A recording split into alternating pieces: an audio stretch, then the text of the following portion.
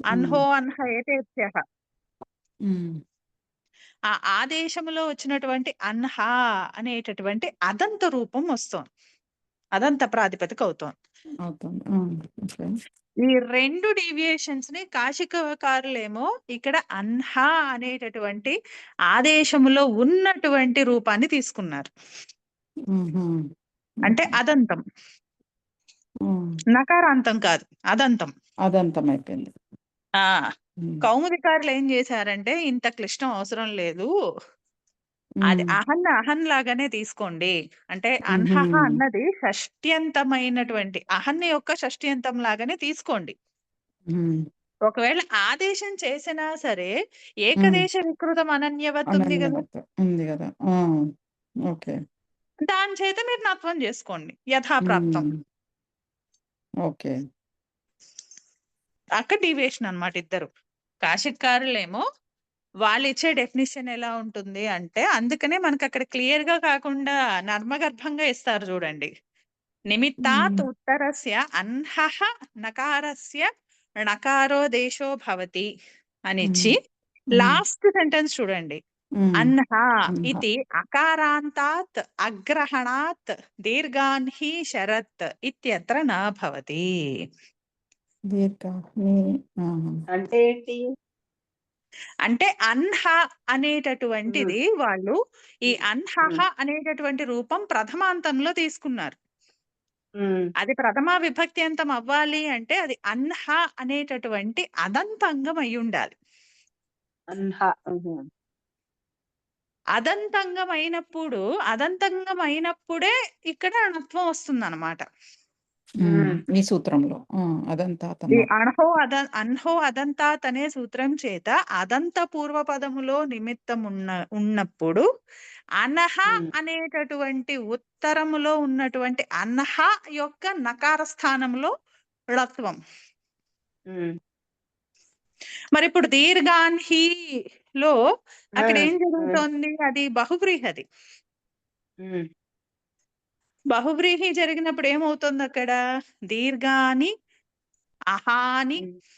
యస్మిన్ సహ, ఆ శరత్ కదా స్త్రీలింగం, ఉమ్, యస్యాం సా, ఉమ్, అంటే పొడవైన పగలు, దీర్ఘమైనటువంటి పగలు ఏ ఋతువులో ఉందో ఆ ఋతువు. ఉహు, ఎప్పుడైతే మనకి అది బహువ్రీహార్థంలో చెప్పామో అప్పుడు ఉమ్, మనకి ఇక్కడ ఆదేశాలు అన్నవి రావు. ఈ అన్హో అన్హ ఏతేభ్య ఎప్పుడు వర్తిస్తుంది, తత్పురుషలోనే. తత్పురుషం. కాబట్టి బహువ్రీహిలో ఈ ఆదేశం రాదు, అన్హ రాదు. అనేటటువంటి ఉమ్, అదంత ఆదేశం రాదు. ఉమ్, ఉమ్, అందుకని అన్హ అనేటటువంటి అదంత అంగమే ఉండదు ఇప్పుడు ఉత్తర పదంలో. ఉమ్. అందుచేత నత్వం రాదు అని చెప్పేస్తారు కాశిక్కారులు.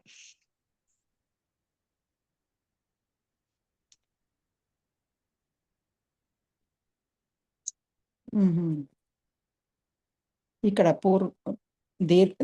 దీర్ఘాని ఇక్కడ ఉమ్, రాదు అంటున్నారు.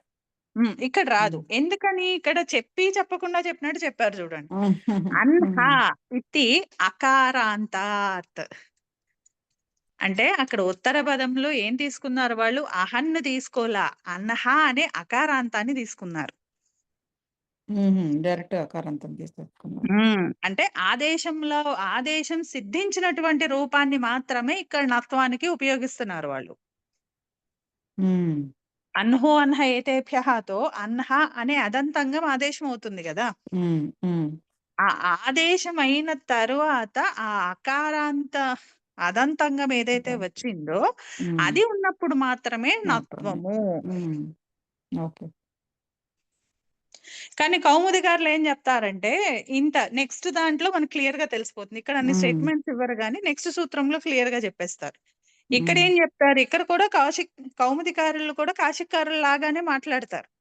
ఉమ్, అదంత పూర్వపదస్తాత్ రేఫాత్ పరస్య అన్హాదేశస్య నస్య ణః స్యాత్. వీళ్ళు ఉమ్. ఇక్కడ అంగం గురించి మాట్లాడలే చూడండి. అదంత పూర్వ పదస్తాత్ ఉమ్. అదంతం. తీసేసుకున్నారు. అదంతం పూర్వపదం అదంతం అయి ఉమ్. ఉండాలి, పూర్వపదం. పూర్వపదం అదంతము దానిలోనే పూర్వపదం నిమిత్తం అంటే ఉండాలి. ఇక్కడ ఉమ్, ఆదేశం చేసేసుకున్నారు వీళ్ళు. అహన్ స్థానంలో క్లియర్ అన్హ గా ఉంది, స్థానం చేశారు. వర్డింగ్ చాలా క్లియర్ గా ఉమ్, ఇచ్చేశారు కదా. ఉమ్, ఇక్కడ వాళ్ళు కన్ఫ్యూషన్ లో పెట్టట్లా మనని. పెట్టట్లేదు. అహన్నా అన్హానా కన్ఫ్యూషన్ లేదు. డైరెక్ట్ ఉమ్, గా అన్హ ఆదేశం యొక్క ఉమ్, నకారానికి ఉమ్, ణత్వము. అంటే ఉమ్, ఓన్లీ అహన్న గురించి వీళ్ళు మాట్లాడట్లేదు. అహన్న ఉమ్. స్థానములో అన్హ అనే ఆదేశం, ఆదేశం తత్పురుష వచ్చినప్పుడే. సమాసములో అన్హ అనే ఆదేశం ఉమ్, వచ్చినప్పుడు నత్వం అని చెప్తున్నారు ఇక్కడ. ఉమ్, తాత్ అంటే వీళ్ళు ఇప్పుడు ఆ ఫైట్ లోకి రావట్లేదు. ఇది ఇప్పుడు ప్రథమాంతమా షష్ఠ్యాంతమా అదంతా ఇక్కడ షష్ఠాంతమా. చెప్పరు. నెక్స్ట్ ఉమ్, సూత్రంలో మొదలు పెడతారు దాని గురించి. అంటే ఉమ్, అహ్నో అహ్నః అనే సూత్రం తోటి అహన్ శబ్దానికి అహ్న అనే ఆదేశం వచ్చేసింది కదా, ఇదే ఇక్కడ నిర్దేశించబడింది అన్నట్టు చెప్తున్నారు కదా. నిర్దేశించబడింది అని కాదు, అలా ఉమ్. ఆదేశము వచ్చినటువంటి అన్హా యొక్క నకార స్థానంలో ణత్వము అంటున్నారు అంతే. మస్ల ఈ అహ్న అనే శబ్దము అహన్ అనే శబ్దానికి అహ్న అనే ఆదేశం. ఆదేశంగా వచ్చింది. ఉమ్, ఆ అంటే ఏంటి ఇక్కడ, దే ఆర్ ఓన్లీ అన్హా అనే శబ్దానికి ఆదేశము అని కాదు కౌముదికారుల అభిప్రాయం. ఉమ్, అహన్న ఉమ్. స్థానంలో వచ్చినటువంటి అన్హా. అదే కంపల్సరీ అది డైరెక్ట్ గా అవును, అహన్ అదంతా. స్థానంలో అంటే వచ్చినటువంటి. అక్కడ అహన్నే వాళ్ళ ఉమ్, కాన్సెప్ట్ అహన్నే అక్కడ నత్వం తీసుకోవటానికి. కానీ డైరెక్ట్ గా అహన్ని తీసుకోకుండా అహన్న స్థానములో ఆదేశ రూపంలో వచ్చినటువంటి అన్హా. అన్హ. ఉమ్. అంటే ఈవెన్ మనం చూసుకున్నట్టయితే అన్హ అనే శబ్దం సపరేట్ గా ఉందా? లేదు కదా. లేదు, ఆ, అహనికి లేదు. ఆదేశం వచ్చినప్పుడే వస్తుంది అంతే ఆ, అది. ఉమ్, ఉమ్, అది. సో ఈ కానీ అదంతమైనటువంటి అంటే అంగం. డిఫరెన్స్ ఉంది కదండి టర్మినాలజీలో. ఉమ్, ఇక్కడ ఉమ్, మీరు కాశికకారులు ఏం చెప్పేస్తున్నారు, అన్హహ అని చెప్పేస్తున్నారు వాళ్ళు ఉమ్, ఉమ్. కదా. అవును. కాశికారులు ఏంటి, అక్కడ ఆదేశము అన్హ ఆదేశం గురించి వాళ్ళు మాట్లాడట్లా. ఉమ్. అన్హ అన్నది ఉన్నప్పుడు మాత్రమే అని చెప్తున్నారు. ఉన్నప్పుడు అది ఎప్పుడు ఉంటుంది? ఆదేశం అయినప్పుడే ఉంటుంది. ఆదేశం ఉన్నప్పుడే ఉంటుంది. ఆ, వీళ్ళు ఏం చెప్తున్నారు, ఎందుకు ఉమ్, ఈ కాంప్లికేషన్ అంటే మనకు నెక్స్ట్ ఉమ్, సూత్రంలో క్లియర్ గా అర్థమైపోతుంది. ఉమ్, ఉమ్, వీళ్ళు ఏం చెప్తున్నారు, ఆ అన్హ అదంతంగా అదంతా నాకు అనవసరం. అహన్న స్థానములో వచ్చినటువంటి ఆదేశ రూపములో వచ్చినటువంటి అన్హ యొక్క నకారానికి నత్వము. నాతోను. Okay, okay. ఇప్పుడు క్లియర్ గా. ఉమ్, మరి అంటే ఇక్కడ ఈ- హరి ఓం. చెప్పండి. ఇక్కడ అదంతా అని చెప్పాల్సిన అవసరం ఎందుకు వచ్చిందండి? ఇప్పుడు ఎలాగో ఆదేశం పూర్వపదానికండి, చెప్తున్నారు కదా. పూర్వపదానికి. అదే పూర్వపదము అదంతము పూర్వపదము అదంతమై ఉండాలి. ఉండాలి. ఇప్పుడు అహన్ స్థానంలో అహన ఆదేశం అయితే అది కూడా అదంతమే ఉంటుంది. అంటే అది కాకుండా కానీ ఇక్కడ వేరే మనకి రూపాలలో సూత్రంలో ఉంటాయా అని. వచ్చినటువంటి అదంతాత్ అన్నది మాత్రము పూర్వపదానికి విశేషణం. అది విశేషణం అది. అది పంచమిలో ఓకే. ఇచ్చారు. అది పంచమి అండి. అవును. పూర్వపదాత్ అదంతాత్ ఉమ్, పూర్వపదాత్. ఉమ్. ఉమ్. అదంతాత్ పూర్వపదాత్. అహ్నరషాత్. ఇప్పుడు మీరు మీరు అన్నది కరెక్టే. ఇప్పుడు అన్హ ఆహని ఆదేశం ఆహని చేసినప్పుడు ఉమ్, ఉమ్, ఉమ్, ఆహని అని చెప్తున్నారు కదా, అది ఉమ్, ఉత్తర పదానికి కదా ఇక్కడ. ఉమ్. ఓకే. అవునండి, ఉత్తర అంటే ఇప్పుడు పదానికి. ఆహన్. Ahan okay okay. ఆ, ఉత్తర ఆ, పదానికి. ఆ, పూర్వ ఓకే పదంలో కన్ఫ్యూషన్ లేదు మనకి. ఉత్తర పదంలోనే ఓకే. ఇద్దరిది రూట్ మారిపోయింది, అన్వయం. Okay okay. అవగతం. ఎందుకంటే కాశీకారులు పదచ్ఛేదాన్ని అంటే ఆస్టిస్ గా మనకి ఇప్పుడు పదచ్ఛేదంలో చూసిన అన్హహ అన్నది ప్రథమాలో ఉంది, ఉమ్, అవును. అది షష్ఠిలో ఉండాలి కదా న్యాయంగా ఉంటే. స్థానం అదేంటిది అవయవ షష్ఠి స్థానం లాగా అంటే అహన్న చేస్తే. యొక్క నకార స్థానంలో రావాలి కదా. అవును. అక్కడ ప్రథమాలో ఉంది కదా. ఉమ్. సూత్రంలో అది ఉమ్. ప్రథమాలో ఇచ్చారు. సూత్రంలో ఉమ్, పదచ్ఛేదంలో అన్హహ అన్నది ప్రథమాలో ఇస్తారు, ఉమ్, ఉమ్, షష్ఠిలో చెప్పట్లేదు మనకి ఇక్కడ. కానీ కౌముదికారులు ఏం చేశారంటే ఈ పదచ్ఛేదాన్ని కూడా మార్చి కాశికారులు ఇలా తీసుకున్నారు. కౌముదికారులు దీక్షితుల వారు ఇంత కష్టపడక్కర్లేదు, దాన్ని షష్ఠి లాగానే తీసుకోండి, మనకేమైనా అనిష్ట రూపాలు ఎక్కడైనా సిద్ధిస్తూ ఉంటే వాటిని క్షుబ్నాదిషుచ అనే సూత్రంలో ఆ ఆకృత గణంలో కలిపేసుకుని అక్కడ నత్వం సిద్ధించదు. ఉమ్. ఇప్పుడు ఓకే. ఇక్కడ ఏమవుతుందంటే రౌండ్ అబౌట్ అవుతుంది. ఉమ్, అన్హహ అన్నది షష్ట్యంతంలో ఉన్నటువంటి ప్రథమ అని చెప్పుకోవాల్సి వస్తోంది. టెక్నికల్ గా అక్కడ అన్హహ అని చెప్పిన నష్టం ఏమిటి అన్నది మనకు అది క్లియర్ గా ఉంటే వీళ్ళు రౌండ్ అబౌట్ ఎందుకు తీసుకున్నారు అన్న తెలిసిపోతుంది.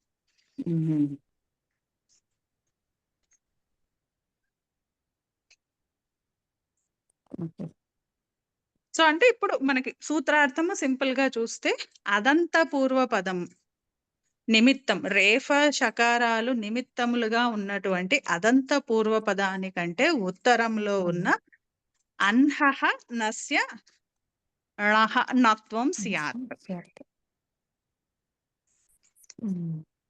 అంటే ఇక్కడ .com లో కూడా కొంచెం ఇక్కడ ఇది అదంతాత్ అంటే ప్రథమ ఏకవచనం అని ఇచ్చారు. అది అదేనండి తప్పు పడిందండి. అక్కడ అది ప్రింట్ అదే అదే పంచమి, అది పంచమి, ఇది ప్రథమ అనే. నేను ఇది తప్పు అవును పడిందేమో అని చూశాను కానీ వ్యాఖ్యానాల్లో అక్కడ ఇచ్చారు షష్ఠి అర్థే వ్యత్యయో బహుళం అనే సూత్రం చేత ఇక్కడ ప్రథమ వచ్చింది అని. ఆ ప్రథమ అనే ప్రథమ కాదు, ఆ అన్హహ రూపమే ఇంటర్ప్రిటేషన్ డిఫరెంట్ గా తీసుకున్నారనమాట.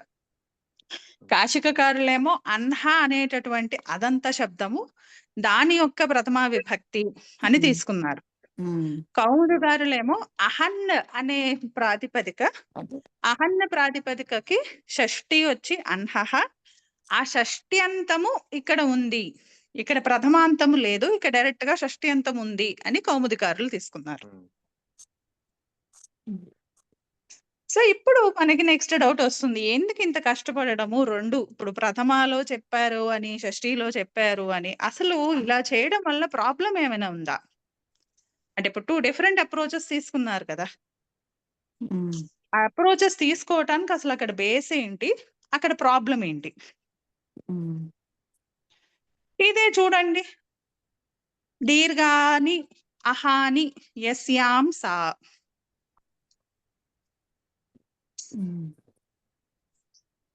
విగ్రహవాక్యం.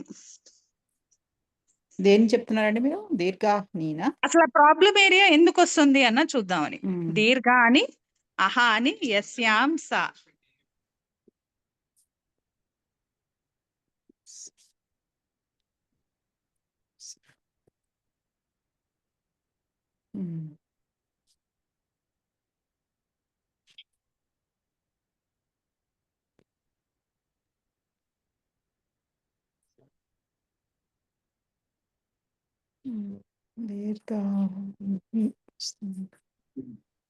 అదంతం క్షమ్యత. లేనందుకండి పూర్వపదంలో?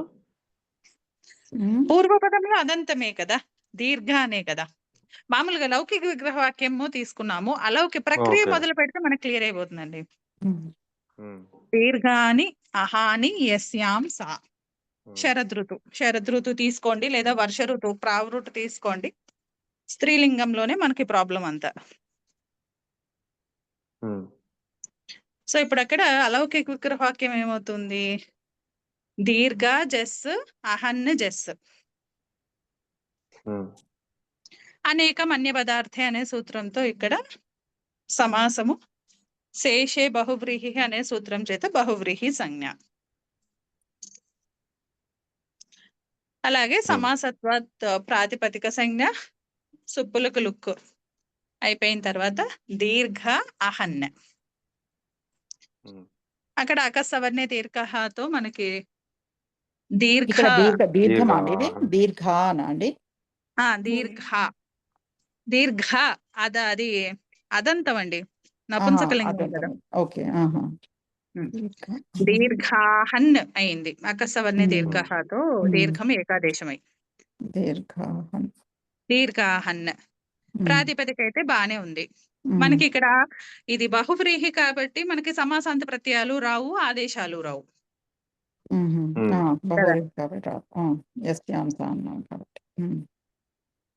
రాజాహ సఖిభ్యశ్చలోని అనువృత్తిలో తత్పురుషస్య అని ఉంటుంది. అలాగే ఈ అన్హో అన్హ ఏతేభ్య కూడా సమాసాంత ప్రత్యయము వచ్చినప్పుడు మాత్రమే ఆదేశం. సో ఇక్కడ రెండు ఉండవు, డైరెక్ట్ గా నకారాంత ప్రాతిపదిక. మనం చెప్పాలనుకున్న మన వివక్షితమేమో స్త్రీలింగం. సో ఇప్పుడు ఇది దీర్ఘాహన్ అనే స్త్రీలింగ ప్రాతిపదిక. ఇప్పుడు ఇక్కడ ఏ స్త్రీ ప్రత్యయం చేర్చాలి? నీప్. నీప్. రుణేభ్యో నీప్. ముందర ఫస్ట్ రుణేభ్యో నీప్. ఉమ్, ఉమ్, నకారాంతాంగాలకు నీప్. అది వస్తూ ఉంటే దాన్ని బాధిస్తూ పరశాస్త్రంలో అనోబహువ్రీహి ఉంటుంది.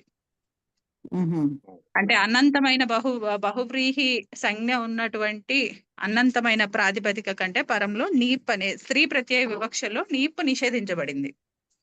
ఉహు, అనోబహువ్రీహితో నీప్ నిషేధించబడగా మళ్ళీ మనకి ఇంకొక సూత్రం ఉంది. అన ఉపధా అన్యతరస్యాం. ఉపధా లోపన అనా? అన ఉపదా లోపిన అన్యతరస్. లోపెనో అన- అన్యతరస్. ఆ, 4:1:28.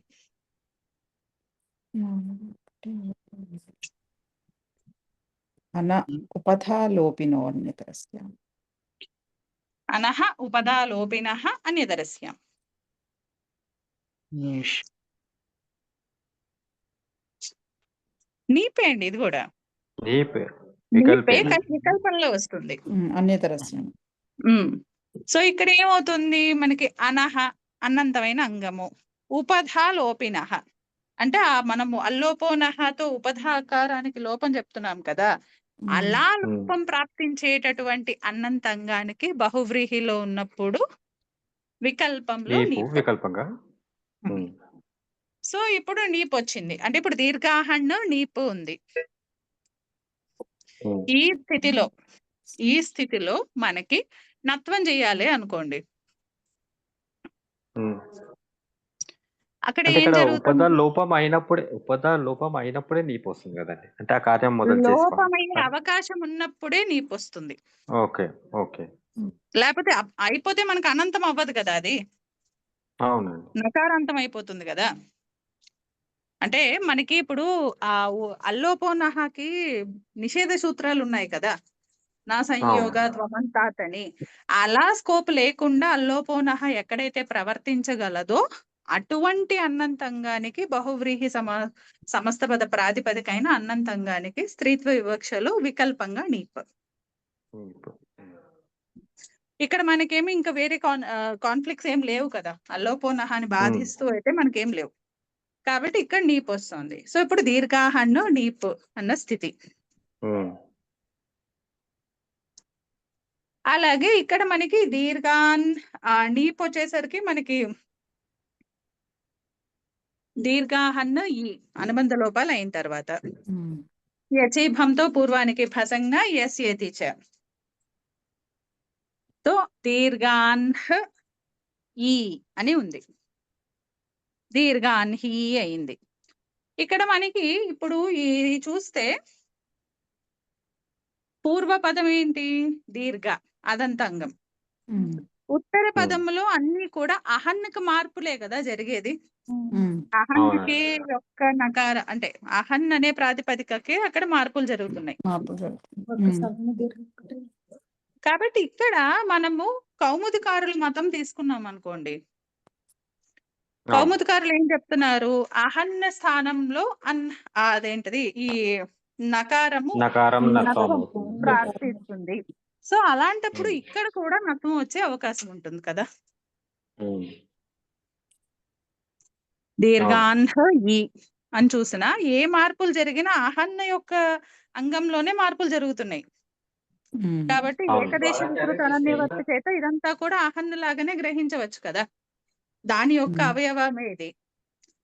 కాబట్టి అన్హు అదంతాత్ అనే సూత్రం చేత ఈ దీర్ఘాన్హి అనే చోట కూడా అనిష్టనత్వం ప్రాప్తిస్తోంది కౌముదికారుల మతంలో. అలా ప్రాప్తించకుండా ఉండాలి అని చెప్పి క్షుబ్నాదిషు చ అనే సూత్రంలో క్షుబ్నాది గణంలో పఠించారు అన్నమాట ఈ శబ్దాన్ని.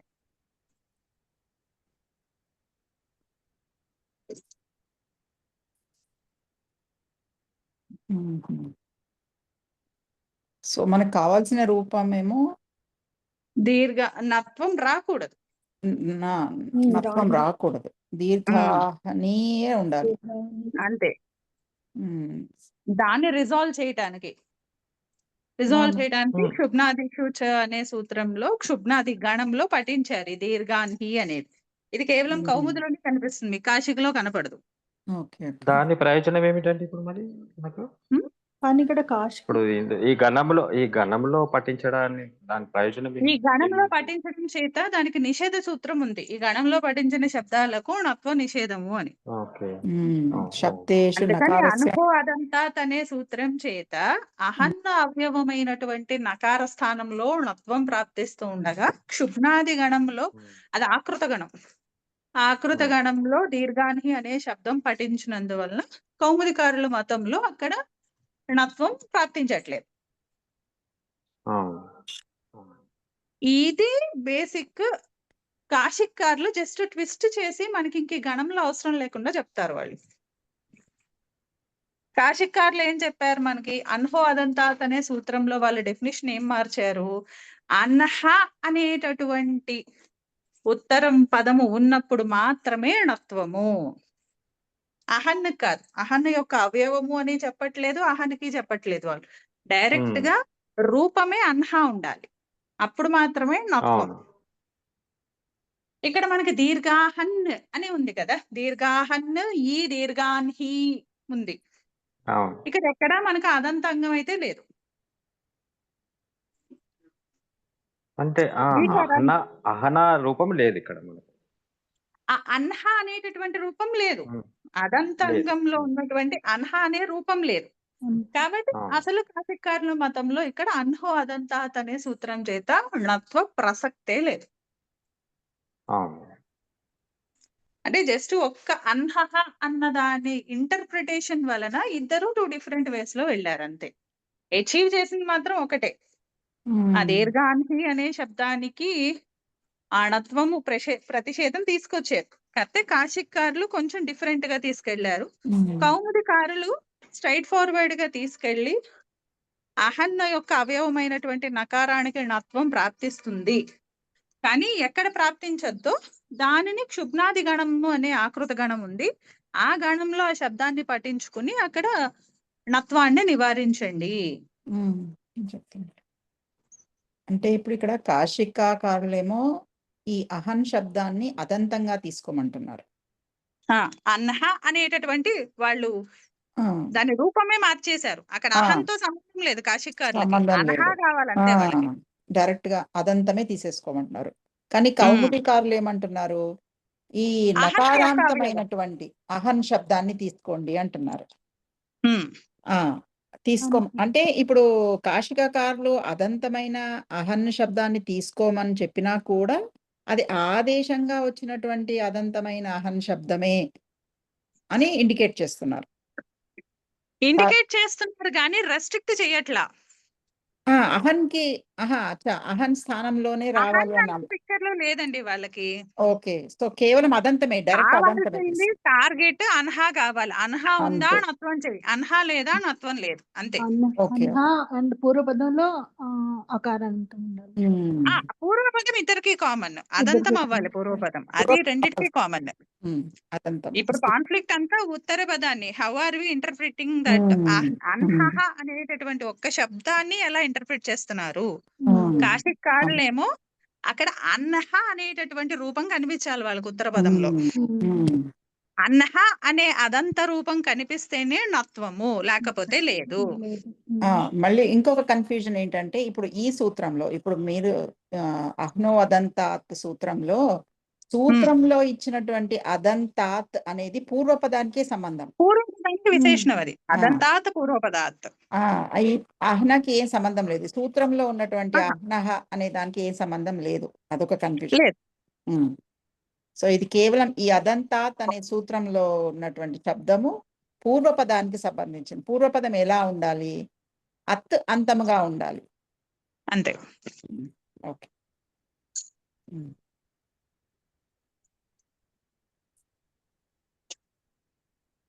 ఇది ఇక్కడ వరకు క్లియర్ గా ఉందండి.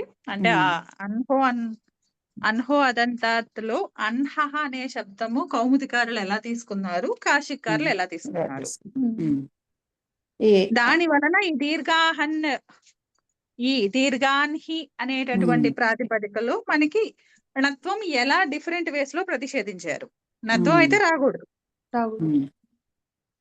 నత్వం రాకూడదు, అది మన గోల్. నత్వం అయితే అనిష్టం. ఇక్కడ ఈ సూత్రంలో క్షుబ్నాదిషు చ అనే ఫిజికల్ సూత్రంలో 2 అవగ్రహాలు వచ్చాయి చూడండి. అది దాన్ని డైరెక్ట్ గా మనం ఎలా ఎలా తీసుకోవాలి, దాన్ని ఎలా అర్థం చేసుకోవాలి? ఎందుకంటే 2 ఈ అవగ్రహాలు అనేది ఎప్పుడు చూస్తుంటాం కానీ దాని గురించి నాకైతే పెద్ద తెలీదు.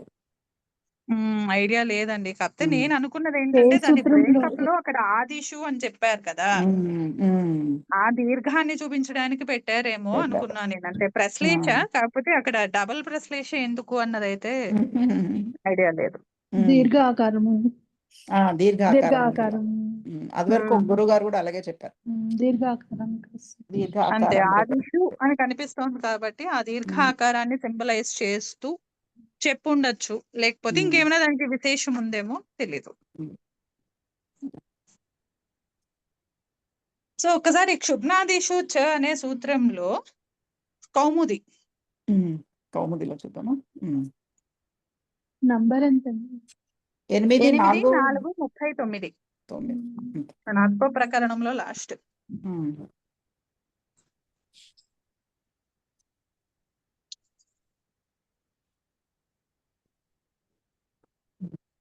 ఇది సిద్ధాంత లాస్ట్ కౌముది. సూత్రం నత్వంకి.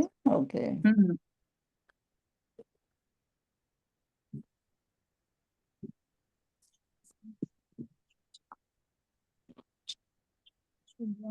సిద్ధాంత కౌముది.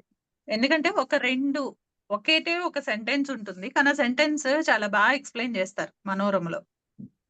బాలమనోరమలోనండి. ఫస్ట్ కౌముది సెంటెన్స్ చదివేశాక అప్పుడు బాలమనోరమ చూద్దాం. అదే ఏషు నత్వం నా స్యాత్. ఏషు అంటే ఇప్పుడు శుభ్నాదిషు అంటే శుభ్నాది గణంలో ఉన్నటువంటి శబ్దాలకు నత్వం ప్రాప్తించదు. నా స్యాత్. దీర్ఘ, ఇది ఎలా ప్రొనౌన్స్ చేయమంటారు? దీర్ఘాన్హి. దీర్ఘాన్హి. నకారం దీర్ఘాకి వచ్చిన వెంటనే నకారం పలికి తర్వాత దీర్ఘాన్హి ప్రావృత్. అంటే ఇక్కడ వర్ష ఋతువు గురించి చెప్తున్నారు. ప్రావృత్ అంటే వర్ష ఋతువు. అదే స్త్రీలింగం. ప్రావృత్ స్త్రీలింగం అంటే ఆ దీర్ఘమైనటువంటి పగలు ఏ ఋతువులో ఉన్నదో ఆ ఋతువు. ఇక్కడ వర్ష ఋతువు. వర్ష ఋతువు. వర్ష ఋతువు అందుకని స్త్రీలింగంలో ఉంది, అందుకనే మనకి దీర్ఘాన్హి అని వచ్చింది, నీపు వచ్చింది అక్కడ. ఏవం ఏతదర్థం అహ్ననేనా అక్కడ? ఇది అకారాంత అక్కడ ఆ విసర్గ లోపించింది. అన్హః చ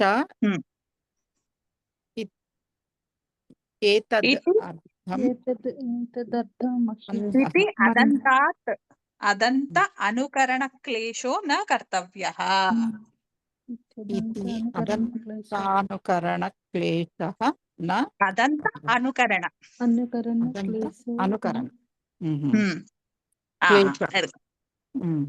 క్లేశః నా కర్తవ్యః అంటే వాళ్ళు దేన్ని రిఫర్ చేస్తున్నారు? ఏవం చ అక్కడ చూసారా, దీర్ఘాన్హి అనే చోట కూడా నత్వం రావట్లే కదా. రావట్లేదు. అందుకని ఈ విధముగా ఏవం చ ఏతత్ అర్థం, దీనికి అర్థం అంటే దీని ద్వారా మనం ఏం ఇన్ఫర్ చేయొచ్చు అంటే అన్హః అంటే అన్హో అన్హ, అదే పూర్వ సూత్రం ఉంది కదా అన్హో అదంతాలో అన్హః అనే శబ్దం తీసుకున్నాం కదా మనము, అదే కాంప్లికేషన్ క్రియేట్ చేస్తుంది కదా. అన్హః ఇది అదంత అనుకరణ క్లేశః. అవసరం లేదు, ఆరోపించక్కర్లేదు. అనుకరణ అంటే ఇక్కడ ఆరోపించడం అనమాట. దాన్ని అహన్న యొక్క షష్ట్యంతములా కాకుండా అన్హ అనేటటువంటి అదంత అంగము అనే అనుకరణ చేసేటటువంటి క్లేశము అవసరం లేదు. ఓకే, అంటే ఇక్కడ అదంతము అవసరం లేదు అని చెప్తున్నారు. అందుకని వాళ్ళు క్లియర్ గా ఆ అదేంటది వృత్తితో కూడినటువంటి సూత్రంలో క్లియర్ గా రాసేస్తారు చూడండి. ఉమ్, అన్హ ఆదేశస్య నకారస్య అంటే మీరు అందుకనే డిఫరెన్స్ అన్నది. ఎలా ఉన్నా అదంతమే కదా అని అనుకుంటే వేరు. ఉమ్, ఇక్కడ ఉమ్, అహన్ అనేటటువంటి అదే తీసుకున్నారు ఉత్తరంలో. ఉమ్, అహన్నే కాదు, అహన్నతో పాటుగా అహన్య స్థానంలో ఆదేశం వచ్చినా సరే సూత్రం ప్రవర్తిస్తుంది. ఓకే. ఏకదేశ వికృతం అనన్యవత్ అవ్వండి లేదా స్థానివత్ భావం అవ్వండి, ఉమ్, ఉమ్, అలా అంతే. వీళ్ళు బాగున్నారు. ప్రవర్తించడానికి కౌముదికారులు చెప్తున్నారు. ఉమ్, అంతేగాని వీళ్ళే బాగున్నారు. ఉమ్, మీరు అనహ అంటూ దాన్ని పట్టుకెళ్ళి అదంతము అని చెప్పి అనుకరిస్తూ దాన్ని ప్రథమాలో తీసుకుని ఇంత ఉమ్, రౌండ్ అబౌట్ వెళ్ళొద్దు. ఉమ్, ఓకే. ఇంత ఎక్స్ప్లెనేషన్ అసలు అక్కడ అవసరం లేదు. అవసరం ఇప్పుడు లేదు. అక్కడ ఏం జరిగింది? షష్ఠి అర్థంలో ప్రథమ అని చెప్పుకోవాల్సి వచ్చింది ఉమ్, ఉమ్, కదా. అక్కడ ప్రథమాలో ఎలా వస్తుంది జనరల్ గా? మరి ఉమ్, రాదు కదా. ఉమ్, ఉమ్, స్థాన నిర్దేశం కదా అక్కడ. ఉమ్, షష్ఠి అర్థంలో ప్రథమ అన్నారు. అది మళ్ళీ ఉమ్. ప్రథమ ఎలా వచ్చింది అంటే వ్యత్యయో బహుళం అన్నారు. ఆ, సూత్రాన్ని చందోవద్భవంతి అని చెప్పి ఉమ్, వ్యత్యయో బహుళం అని బహుళార్థములో ఏ అర్థంలో అయినా ఏ ప్రత్యయమైనా వాడొచ్చు వాడచ్చు. ఉమ్, అని షష్ఠి అర్థంలో ప్రథమ అన్నారు. ఇంత ఉమ్, అవసరం లేదు. ఇదంతా కష్టం కాశిక గారులు కూడా పడింది దేనికి? దీర్ఘాన్హి అనే చోట అక్కడ నత్వం రాకుండా ఉండాలనే వాళ్ళు అహం తీసుకోలే. ఉమ్, ఉమ్, ఆ, దానికి కౌముదికారుల సింపుల్ సొల్యూషన్ ఏంటంటే అక్కడ అంత క్లేశం వద్దు, దాని బదులు ఉమ్, ఈ క్షుబ్నాది గణము ఆకృత గణం కాబట్టి ఈ గణంలో పట్టించుకొని నిషేధించుకోండి. పట్టించేస్తాం. ఉమ్, ఇది simple and straight forward. Um, um, okay. అందుకనే మీరు మోస్ట్లీ గోవిందాచార్యుల గారి పుస్తకంలో కూడా అక్కడ మీకు పదచ్ఛేదం ఇచ్చుంటే గనుక అక్కడ షష్ఠిలోనే ఇస్తారు వాళ్ళు. అన్హహ అన్న చోట అన్హో ఉమ్, అదంతాత్ సూత్రంలో అన్హహ షష్ఠి అని ఇస్తారు వాళ్ళు. ఓహో, ఓకే, ఓకే. మనకు ఎందుకంటే ఆన్లైన్ సిద్ధాంత కాశిక ద్వారా కౌముది కదా. ఇచ్చారు కాబట్టి కాశికలో మనకు ప్రథమ ఉంటుంది, సిద్ధాంత కౌముదిలో అక్కడ ఉమ్, షష్ఠినే ఉంటుంది. ఉమ్, ఓకే. ఎందుకంటే వాళ్ళు ఇంకా ఈజియెస్ట్ వే డివైస్ చేశారు దీక్షితుల ఉమ్, వారు. ఉమ్, ఇక్కడ అర్థం చేసుకోవడానికి ఇంత క్లిష్టంగా చేసుకోక్కర్లేదు లైఫ్ ని. ఉమ్, మనకి ఉమ్, ఎక్కడ డివియేట్ అవుతోందో, ఉమ్, అనిష్ట రూపాలు వస్తున్నాయో అనిష్ట రూపాన్ని క్షుబ్నాది గణంలో పట్టించుకోండి. పెట్టేసుకోండి. ఉమ్, ఓకే. ఈయన ఈ విషయంలో కాశికారులు అలాగే ఇది డిఫరెన్స్ అన్నమాట. ఒక్క ఉమ్, పదములో విభక్తులు వాళ్ళు తీసుకున్న అన్వయం మార్చుకునేసరికి ఉమ్, వేరియేషన్ వచ్చింది మనకి. ఇదంతా కన్ఫ్యూజన్. ఉమ్. భాష్యకారుల మతం మళ్ళీ వేరు. భాష్యకారులు అక్కడ అన్హ అనేటటువంటి దానికే తీసుకున్నారు భాష్యకారులు, అహన్న తీసుకోలే. అలాగే భాష్యకారులు కూడా అహన్నకు తీసుకోలే, భాష్యకారులు కూడా అన్హాకే తీసుకున్నారు. అహన్న ఆదేశం వచ్చినటువంటి అన్హ ఉత్తర పదంలో ఉన్నప్పుడు మాత్రమే ణత్వము. కానీ దీర్ఘాన్హి మరి తేడా వచ్చేస్తుంది, ఆయనకు తేడా రాదు కదా అప్పుడు. ఈ అన్హో అదంతాత్ ద్వారా అయితే తేడా రాదు. ఓకే, ఇక్కడతో మనకి దీంతో ప్రాబ్లం వదిలిపోలే, ఒక సెట్ అయిపోయింది అంతే. ఒక సెట్ అయిపోయింది. ఏది అన్హో అదంతాత్ ద్వారా అయితే ణత్వం రాదు, నిత్యంగా రాదు. మరి ఇప్పుడు వికల్పంగా ఎక్కడైనా వచ్చే స్కోప్ ఉందా? నిత్యంగా రాదు, బానే ఉంది. వికల్పంగా ఏమైనా ఉంటుందా?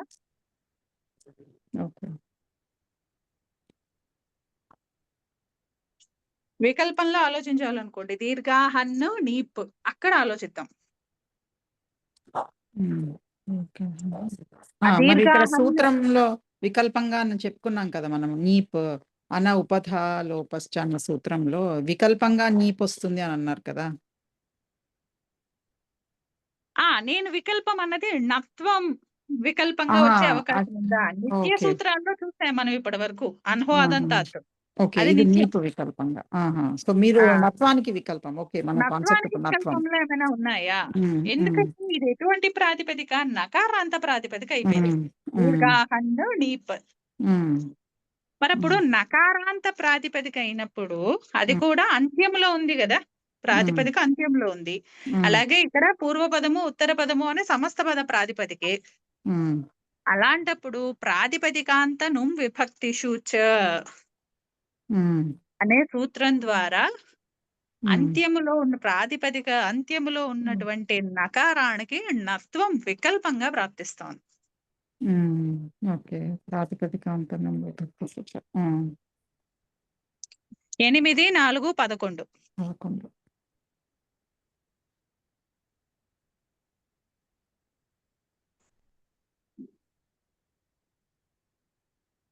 ప్రాతిపదికాంత నుం విభక్తిషు చ.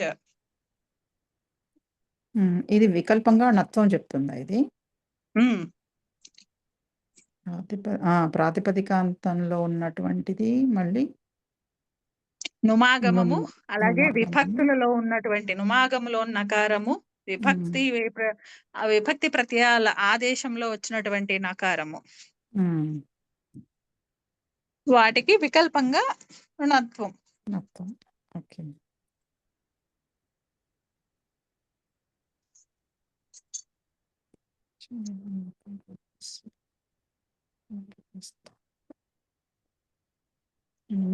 సో ఇప్పుడు మనకి ఇక్కడ ప్రాతిపదికాంత అన్నారు కదా, ఇక్కడ మనకి డౌట్ వస్తుంది చూడండి. ఒకసారి ఆ సూత్రం ఒకసారి ఓపెన్ చేయండి. 8, 4, 11 11 ఇది వర్తతే. భాషికాన్ని చూద్దామా? చదవాలా?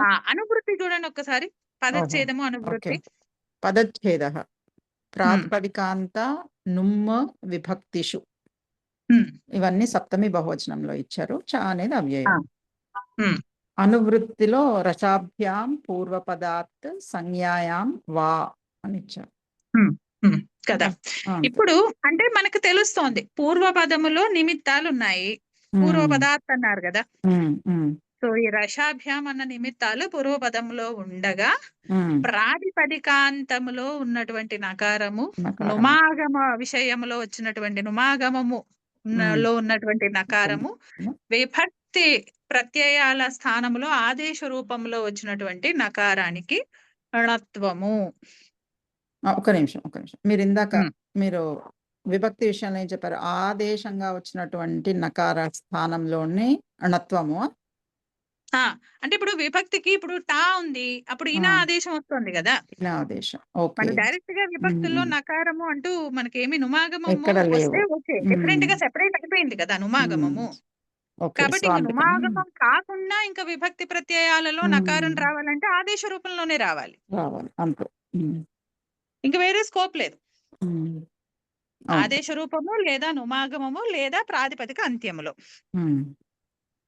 ఇక్కడ మనకి ఒక చిన్న డౌట్ అయితే వస్తుంది. ఏంటది? మనము పూర్వపదము అంటున్నాము, మరి ఇక్కడ ప్రాతిపదికాంతము అంటున్నాము. సో ఇప్పుడు ఈ ప్రాతిపదికాంతాన్ని ఎలా తీసుకోవాలి? ఎలా తీసుకోవాలి అంటే పూర్వ పదంలోనేమో రసాభ్యాం అంటున్నాం కదా, మరి ఇప్పుడు ప్రాతిపదికాంతము అంటున్నాము. సో ఇప్పుడు ఈ ప్రాతిపదిక అంటే సమస్త పద ప్రాతిపదిక లాగా తీసుకోవాలా, లేకపోతే ఉత్తర పద ప్రాతిపదిక లాగా తీసుకోవాలా? సో ఇప్పుడు మీరు అంటే సమస్త పదంలో 2 పదాలు ఉంటాయి కదా, పూర్వ పదము ఉత్తర పదం అని. సో ఈ ప్రాతిపదికను ఎలా అర్థం చేసుకోవాలి అని అంటున్నారా? అవును. ఎందుకంటే మనకు అనువృత్తిలో అయితే పూర్వ పదార్థ ఉంది కదా, అంటే డెఫినెట్లీ సమాజాల గురించి మాట్లాడుతున్నారు. ఆల్రెడీ ఒక కండిషన్ కూడా చెప్పేశారు, నిమిత్తాలు ఏవైతే ఉన్నాయో అవి పూర్వపదంలో ఉండాలి. మరి నిమిత్తాలు పూర్వపదంలో ఉన్నప్పుడు ఇప్పుడు మనకి సూత్రంలో చెప్పినటువంటి ప్రాతిపదిక చేత ఏ ప్రాతిపదికను గ్రహించాలి? అంటే సమస్త పద ప్రాతిపదికను తీసుకుందామా అంటే it will not make sense కదా. పూర్వపదం అంటే సెపరేట్ చేసినప్పుడు మళ్ళీ సమస్త పద ప్రాతిపదిక అని చెప్పడం it will not make sense. ఎప్పుడైతే పూర్వపదం అన్నావో next automatically it should be ఉత్తర పదం, అంతే కదా. అందుకని ఈ ప్రాతిపదికాంతము అన్నది ఏంటయ్యా అంటే ఉత్తర పదము యొక్క ప్రాతిపదిక అన్నమాట.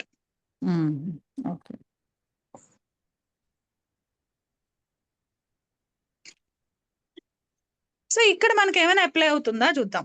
దీర్ఘాహన్ అన్నది మనకి ప్రాతిపదిక, నకారాంత బహువ్రీహి ప్రాతిపదిక. పూర్వపదం ఏంటి?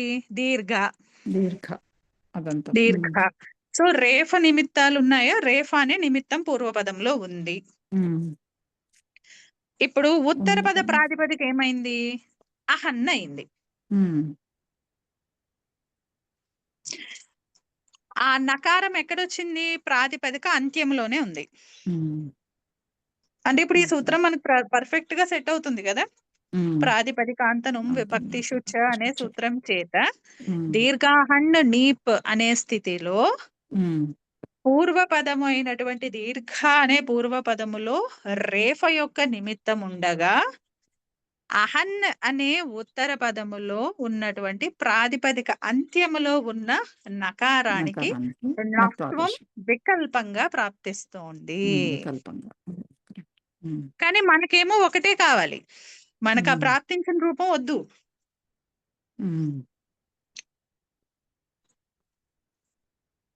మరి ఇప్పుడు వద్దు అని చెప్పి ఖరాఖండిగా చెప్పాలంటే ఏం చెప్పాలి? నిషేధ సూత్రంలో పెట్టాలి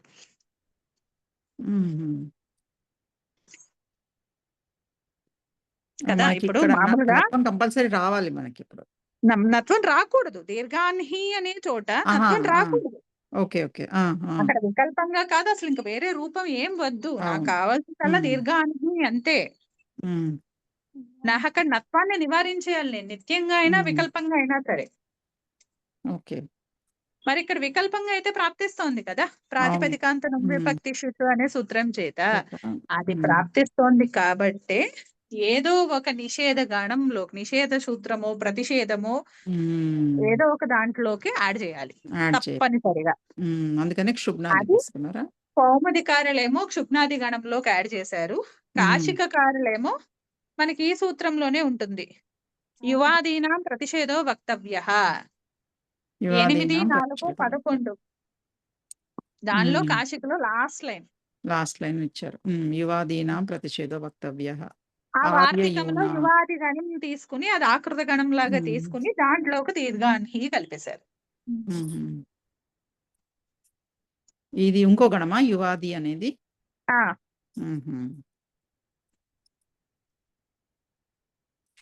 అంటే వికల్పంగా ప్రాప్తించే నత్వాన్ని కూడా మళ్ళీ 2 రకాలుగా దాన్ని నివారిస్తున్నారు. కౌముదికారులు ఆల్రెడీ పెట్టేసిన ఆకృత గణంలో పెట్టేశారు కాబట్టి ఇంకా వాళ్ళు ప్రత్యేకంగా మళ్ళీ చెప్పక్కర్లేదు. క్షుబ్నాది గణంలో చెప్పేశారు కాబట్టి ఇంక అయిపోయింది, డన్. ఇంకా నిషేధము అంటే ఇంక అదే ప్రెసిడెన్స్ వస్తుంది కదా. ఇంకా అక్కడ వికల్పంలో ప్రాప్తిస్తున్నా సరే నిషేధించేస్తుంది అది. కాబట్టి ఇంకా మళ్ళీ ప్రత్యేకంగా ఎక్కడ పాఠం అవసరం లేదు కౌముదికారులకి. ఆల్రెడీ క్షుబ్నాదిషు చ అని క్షుబ్నాది గణంలో చెప్పేసుకున్నారు. కానీ కాశికారులేమో ఏ గణంలో చెప్పలా కదా. వాళ్ళు కేవలము అనహ అనేటటువంటి రూపం లేదు కాబట్టి ఇక్కడ అన్హో అదంతాత్ అనే సూత్రం చేత నత్వం రాదు అన్నారు. కానీ అక్కడ ప్రాతిపదికాంతనం విభక్తిషు చ అనే సూత్రం చేత దీర్ఘాహన్ నీప్ అనే స్థితిలో అహన్న యొక్క నకారానికి నత్వం వికల్పంగా ప్రాప్తిస్తోంది. దానిని నివారించటానికి కాశికారులు ఈ వార్తికంలోనే చెప్పారంతే. యువాదీనాం ప్రతిషేధో వక్తవ్యః అనే వార్తికంలో యువాది గణము ఆకృతి గణం లాగా స్వీకరించి ఈ దీర్ఘాన్హి అనేది ఆ గణంలో పట్టించుకుని నిషేధించారు.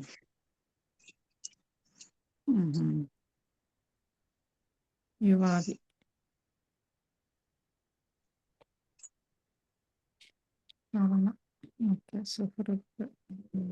హృదయ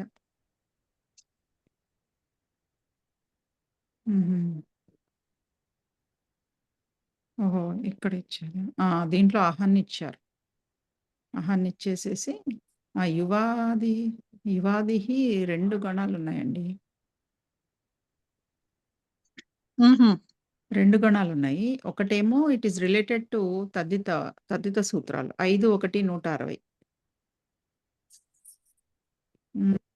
దాంట్లో యువన్ ఆకృతి గణం అని ఇచ్చారు చూసారా, సూత్రం కూడా ఇచ్చేసారు. ప్రాతిపదికాంతనం విభక్తిషు చ అని నెంబర్ 261. 261. ఇప్పుడు మనకు కావాల్సింది ఆకృతి గణ. ఓకే. సో రెండిటికి అదే డిఫరెన్స్ అన్నమాట. ఆకృతి గణం యువాదిహి ఆకృతి గణం ప్రాతిపదికాంతనం విభక్తిషు చ అనే సూత్రము యువాదేహ న. అని వార్తికం. ఆ వార్తికం ద్వారా ఈ గణము ఉమ్. క్రియేట్ చేసి ఆకృతి గణం అని చెప్పి దీర్ఘాన్హి అనే శబ్దాన్ని కూడా ఆ గణంలోనే పఠించారు. దీర్ఘాహ్ని ఇక్కడ ఇచ్చేసారు. అహన్ని ఇచ్చారు, దీర్ఘాహ్ని కూడా ఇచ్చేసారు. ఇదే గణం. ఇప్పుడు మనకి కౌముదికారులు అంత స్ట్రాంగ్ స్టేట్మెంట్ ఎందుకు వేశారు అన్నది క్లియర్ గా తెలుస్తుంది చూడండి. ఉమ్. ఆయన అక్కడ సర్కాస్టిక్ రిమార్క్ ఇచ్చారు కదా, ఉమ్. ఏవం తదర్థం అన్హ అని అన్హహ అని చెప్పి అక్కడ అదంత అనుకరణ క్లేశమున కర్తవ్య అంటూ ఉమ్. ఉమ్. ఆ సూత్రంలో ఓకే. ఆ క్షుబ్నాదిషు చ అనే సూత్రంలో ఒక స్ట్రాంగ్ సర్కాస్టిక్ స్టేట్మెంట్ ఇస్తారు. చైతదర్థమహ్న ఇప్పుడు మనము ఇత్యదంతాతను. రియల్లీ అప్రిషియేట్ అంత సర్కాజం అక్కడ ఎందుకు చూపించారు అన్నది. ఉమ్. ఎందుకంటే స్ట్రైట్ ఫార్వర్డ్ గా ఈ ఆకృతి గణంలో చెప్పేసుకుంటే మనకి ఇంక ఏ వచ్చినా నష్టం లేదు కదా. ఉమ్. ఇప్పుడు అక్కడ కాశిక్కారులది ఏమైంది, అన్హహ అన్నది అహన్ కాదు, మేము అన్హ అనే అదంతంగాన్ని తీసుకుంటాము అని చెప్పారు. ఉమ్. దాంతో కొన్ని ప్రాబ్లం సాల్వ్ అయిపోయిందా అంటే సాల్వ్ కాలా. సాల్వ్ అనుకో కాలేదు. అదంతా ద్వారా సాల్వ్ అయింది, కానీ ప్రాతిపదికాంతరం విభక్తిషుతో సాల్వ్ మళ్ళీ కావట్లా, వికల్పంలో ఆ, వస్తాం. ఇంకా మళ్ళీ అక్కడ వికల్పంలో వికల్పంలో వస్తుంది. వస్తోందని పోనీ మళ్ళీ పట్టుకొచ్చి క్షుబ్నాది గణం వరకు వచ్చారా, రాలేదు. రాలేదు. మళ్ళీ ఆ సూత్రంలోనే ఈ యువాదీనాం ప్రతిషేధో వక్తవ్య అనేటటువంటి వార్తికములో ఉన్నటువంటి యువాది గణాన్ని ఆకృతి గణం కింద తీసుకుని ఆ గణంలో పట్టించుకున్నారు మళ్ళీ. ఉమ్. ఉమ్. అందుకని ఇంత ట్రబుల్ తీసుకోవద్దు. ఆ అహన్ అన్హహ అన్నది అహన్ లాగానే తీసుకోండి. అహన్ యొక్క అవయవమైనటువంటి నకార స్థానంలో నత్వం సిద్ధిస్తుంది. ఎక్కడైతే అనిష్ట రూపాలు వస్తాయో నత్వం రావద్దు, అక్కడ ఆకృతి గణంలో క్షుబ్నాది ఆకృతి గణంలో పఠించినట్టుగా గ్రహించి నత్వం నివారించండి. అంతే, సింపుల్.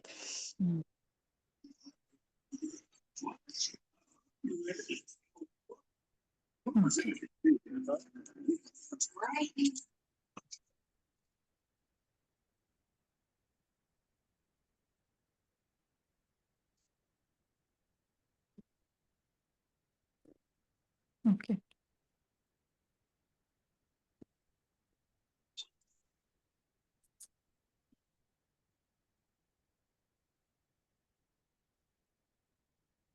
ఇది క్లియర్ గా ఉందండి ఇది, లేకపోతే ఒకసారి ఎవరి దగ్గరైనా సుబ్రహ్మణ్య గురువు గారిది ఉంటే ఆయన ఇందులో మంచి ఎక్స్ప్లెనేషన్ ఇస్తారు.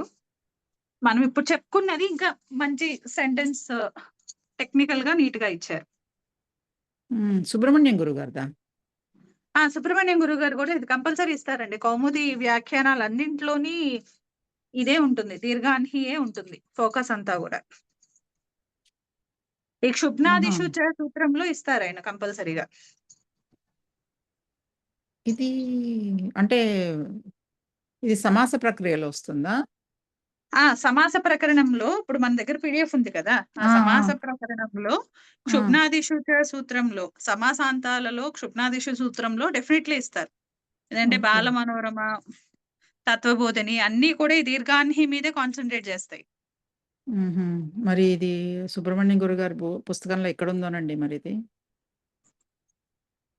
ఎందుకంటే ఇదంతా ఇక్కడ పీడిఎఫ్ కూడా దీంట్లో ఇండెక్స్ కూడా లేదనుకుంటా. ఇండెక్స్ లేదు, ఒకసారి ఓపెన్ చేస్తా. శ్రీనివాసరావు గారు ఉన్నారా, ఎవరైనా ఫాలో అవుతున్నారా రెగ్యులర్ గా దాన్ని? ఓకే, ల్యాప్టాప్ చూద్దాం ఒకసారి. సమాసాంతాలు ఉన్నాయండి అవి. ఏంటండి? సమాసాంతాలు తత్పురుషలో సమాసాంతాలు అని 234 అనుకుంటా పేజ్.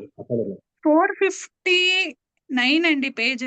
459 అండి. క్షుబ్నాదిషు 460 పేజ్ లో ఇప్పుడు మనం చెప్పుకున్న 461 లో మనం చెప్పుకున్నది ఉంది. 461 ఇది అహనో అదంతా కదండి మీరు? క్షుబ్నాదిషు. క్షుబ్నాదిషు చాలో ఈ ఎక్స్ట్రా ఎక్స్ప్లెనేషన్ అంతా అందులోకి వస్తుందండి. ఓకే.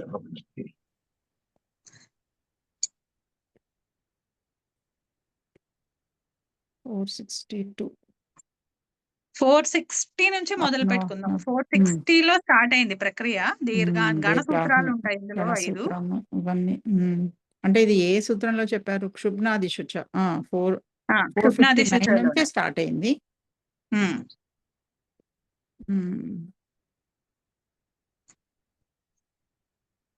అనువృత్తులు ఎక్కడెక్కడి నుంచి తెచ్చుకున్నామని కూడా చెప్పారు. క్షుబ్నాది గణ పఠితములైన శబ్దములు PDF ఆన్లైన్ లో దొరుకుతుందా? ఆన్లైన్ ఇప్పుడు మన గ్రూప్ లోనే ఉండాలండి. బ్రహ్మర్ గారు చేశారు. అంటే నేను అనుకోకుండా ఫార్వర్డ్ చేశాను. చేశారు, తెలియలేదు. ఓకే. నేను పర్వాలేదు. ఫార్వర్డ్ చేశాను చూడండి. నేను మీకు హలో పెడతానండి, దానికి ఫార్వర్డ్ చేస్తాను. నేను గ్రూప్ లో పెడతాను చూడండి. పెట్టేస్తారు. ఓకే. కానీ మీరు ఉన్నానండి బ్రహ్మర్ గారి దాంట్లో. బ్రహ్మర్ విజయం. మీరు కాపీ చేసుకొని అదేలే. దాన్ని డిలీట్ మీరు చేసి కాపీ చేసేసుకున్నాక అప్పుడు వాసవ్ గారు తీసేస్తారు. అట్లా ఐ థింక్ నేను అది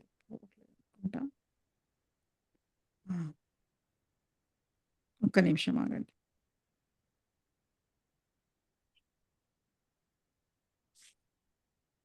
నేను పెట్టినా అండి, లేకపోతే పెడతారండి. నేను హలో పెడతాను, లేకపోతే దాన్ని పెట్టేసి. మీకు పర్సనల్ ఓకే. పెట్టినా గ్రూప్ లో పెట్టినా పెట్టండి అయితే ఒకసారి. హలో పెట్టండి అయితే నేను నేను పంపిస్తాను. హలో పెడతాను. మీరు ఎలా పెట్టారు చూడండి, నవీన్ గారు పెట్టారు. ఓకే. మీరు అది మీకు ఫార్వర్డ్ చేసుకొని గ్రూప్ లో నుంచి తీసేయండి. తీసేస్తాను. విషయ సూచి ఇది. ఓకే. విషయ సూచి పెట్టానండి, అది నేను షేర్ ఓ, చేయలేదు. ఉందా? బుక్ షేర్ ఓకే, చేయలేదు. Okay. Okay okay okay sorry.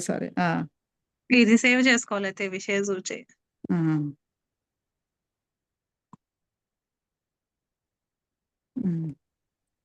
ఇది ఓన్లీ విషయ సూచన. ఓకే, నేను పెడతాను కానీ మీరు నేను హలో. ఓకే, నేను పెట్టేసేనా? ఓకే అండి, పెట్టేసి. నేను గ్రూప్ లో పెట్టాను. ఓకే. మీరు కాపీ చేసుకొని డిలీట్ చేసేసి. డౌన్లోడ్ చేశాను. ఓకే, సో ఇప్పుడు ఇది మనం చదువుదామా? కాకపోతే ఇక్కడ ప్రక్రియలో కొన్ని టైపింగ్ ఎర్రర్స్ అయితే ఉన్నాయి. అవునా? ఓకే. క్షుబ్నాది శుచ. డైరెక్ట్ గా దీనికి వచ్చేయండి, ఎందుకంటే ఓకే. మనము ఆ, ఫోకస్ ఇవన్నీ అంతా గణసూత్రం. దీర్ఘాన్ని శబ్దంలో చూసాము. గణపాఠం అంతా రేపు చూద్దాం, గణసూత్రాలు. దీర్ఘాహ్ని నెంబర్ ఎంత? ప్రామృత్ 460 అండి. 460 దీర్ఘ ఇప్పుడు వాసవ్ గారు షేర్ చేసిన దీర్ఘాని. పుస్తకం, అదే PDF లో. హాని. నా దగ్గర PDF ఉంది. ఇప్పుడు నేను షేర్ చేశాను. వినిపించలేదు గారు, ఏదండి? వినిపించలేదు. ఇప్పుడు వాసవ్ గారు షేర్ చేశారు ఒక PDF, దాంట్లో 460 పేజ్. నా దగ్గర PDF ఉంది. ఓకే ఓకే డిలీట్ చేయొచ్చా అండి? నేను చేశాను, డౌన్లోడ్ చేశాను. ఓకే. డిలీట్ ఫర్ ఎవ్రీవన్ అని కొట్టేసేయండి.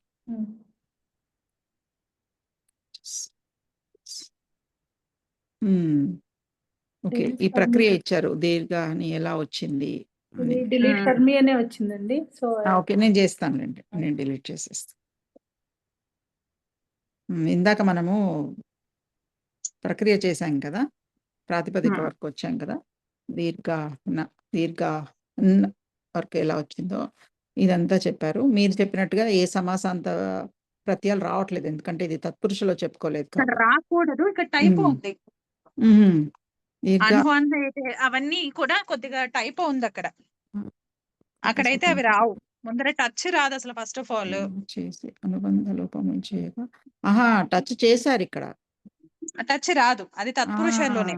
సమాసాంత ప్రత్యయము చేసి అనుబంధ లోపములు చేయగా దీర్ఘ అహన్ స్థితిలో అల్లోపో నహ అను సూత్రము చేత అదే అంటే కొంచెం వేరే దాంట్లోది కొద్దిగా ఇక్కడికి కాపీ పేస్ట్ చేస్తూ ఉంటారు కదా, ప్రతిదీ టైప్ చేయడానికి కష్టం కదా, అట్లా ఎక్కడో మిస్టేక్ జరిగింది. అక్కడైతే కంపల్సరీ టచ్ రాదు.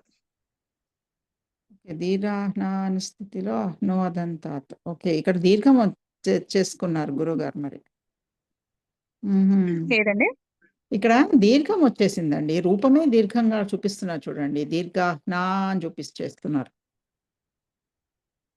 దీర్ఘాన్హా అని చూపించేది అది టాప్ వికల్పంలో వస్తుందండి, ఆ రూపం అది. ఇక్కడే టచ్ పెట్టుకొని సవర్ణ దీర్ఘ సంధి చేసేసి ఆ ఉప దీర్ఘాన్హ అవుతుంది అంతే. దీర్ఘాన కానీ అది మరి టచ్ రాదు కదా అసలు ఇక్కడ. ఎందుకంటే ఇది టచ్ బహువ్రీహిలో రాదు, ఉంది. టచ్ రాదు, టచ్ ఆ! రాదు. అది దీర్ఘాహన్నే అంతే. సో, అంటే ఈ ప్రక్రియ మొత్తము తప్పన్నట్టా ఇప్పుడు ఈ 2 టైప్ 1? లైన్సే ఉండవండి. టైపో. హ్మ్. ఏది ఆ రాజాహ సఖిభ్యశ్చ టచ్ అల్లోపో ఉండదు. నః, ఇవన్నీ అల్లోపో నః ఉండదు. 2 ఉండవు. హుహు. ఓకే. ఓకే. అక్కడ తీసేసి మీరు కిందకొచ్చేయాలి. ఏది ఆ! నీపు రావడము యసేతి చ అన్హో అదంతాత్ అంతే. ఏతేభ్య. ఆ 2 ఓకే. మాత్రం ఉండవు. ఆ!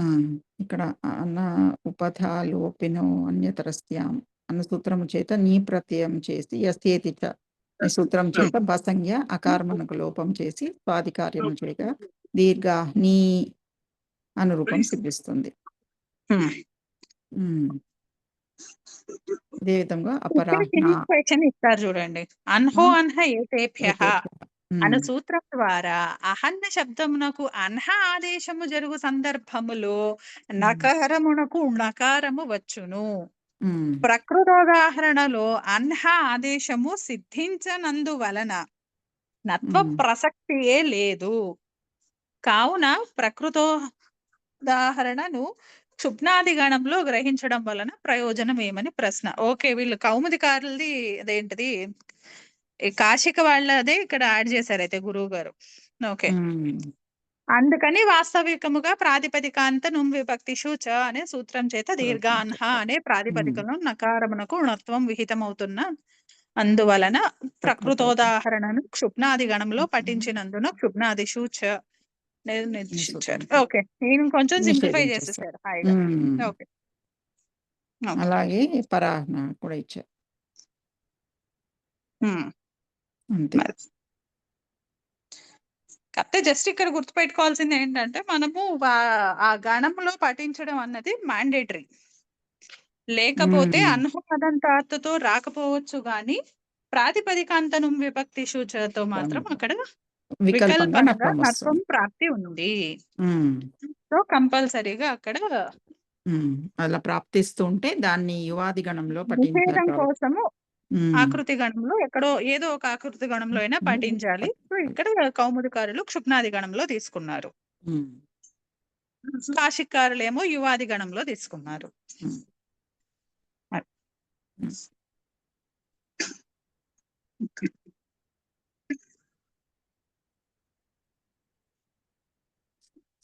ఎందుకంటే ఈ ఎక్స్ట్రా ఎక్స్ప్లెనేషన్ ఇందులో బాలమనోరంలో ఇచ్చారు. అది అంటే కొంతమంది ఇలా కూడా చదువుతారు. అంటే ఈ అన్హ ఆదేశంలా కాకుండా అహన్ను లాగా తీసుకుంటే అక్కడ కూడా వస్తోంది కదా అంటూ అక్కడ 2 సిద్ధాంతాలని చెప్తారు అక్కడ బాలమనోరంలో. రెండిటివి చెప్పినప్పుడు అప్పుడు ఆయన ఫైనల్ గా బాలమనోరమకారుడు కూడా సిద్ధాంత కౌముదికారుల యొక్క వ్యాఖ్యం చూపిస్తూ ఇక్కడ క్లేశం చెయ్యక్కర్లేదు అని చెప్పారు. దాని అర్థం ఏంటంటే అన్హహ అన్నది ప్రథమాలో తీసుకోవద్దు, అది షష్ఠ్యంతమే. అహన్ యొక్క అంగం అహంని యొక్క నకార స్థానంలో ణత్వము అని చెప్తే సరిపోతుంది. అహన్ లేదా అహన్ అవయవం ఆదేశమైనా సరే దాని యొక్క అవయవం లాగానే గ్రహించవచ్చు కదా మనము.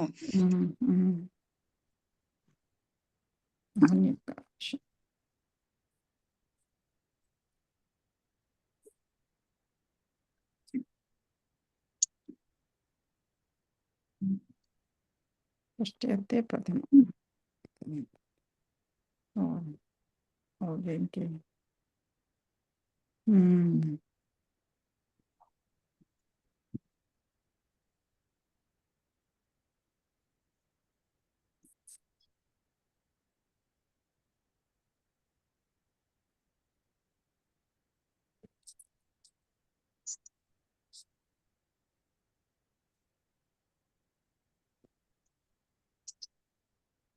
మీకు ఇది ప్రథమాలో చెప్పారు షష్ఠి అర్థము, ఇదంతా కూడా మనకి పదవంజరిలో ఇచ్చారు. ఇక్కడ కూడా ఇచ్చారండి, బాలమనోరమలో కూడా ఇచ్చారు. షష్ఠి అర్థంలో ప్రథమాలో చెప్పారు అని వాళ్ళేమో ఇంకా ఇది ఇంకా ఇలాగే తీసుకోవాలి అని చెప్తారు పదమంజరిలో. బాలమనోరమలో మనకి 2 రకాలు చూపిస్తారు. దీంట్లో కొంచెం పర్లేదండి. బాలమనోరంలో చదివితే మీరు చెప్పారు కాబట్టి ఇప్పుడు చదివితే కొంచెం ఈజీగా అనిపిస్తుంది. శ్వేత గారు ఈజీగా ఎక్స్ప్లెయిన్ చేశారు. చెప్పండి. లేదు, ఈజీగా ఎక్స్ప్లెయిన్ చేశారు. ఈ గణంలో తీసుకోవాలి, ఈ గణంలో తీసుకోవాలి. ఫ్లో చార్ట్ ప్రాదేయ గతార్థ్యర్థే అంటే అండి అక్కడ మనము ఎక్కడ ఏ ఆకృతి గణంలో తీసుకున్నా అక్కడ ఫస్ట్ ఇంపార్టెంట్ థింగ్ ఏంటయ్యా అంటే నత్వం అన్నది ఒక్క రకంగా కాదు, మనకు వికల్పాలలో కూడా వచ్చే స్కోప్ ఉంది. అది కూడా మనం నిషేధించాలి. అంటే మనకి నత్వం అనేసరికి మనకి అహన్నం చూడంగానే మనం ఇప్పటి వరకు అన్హో అదంతా ఒక్కటే సూత్రం తెలుసు కదా మనకి.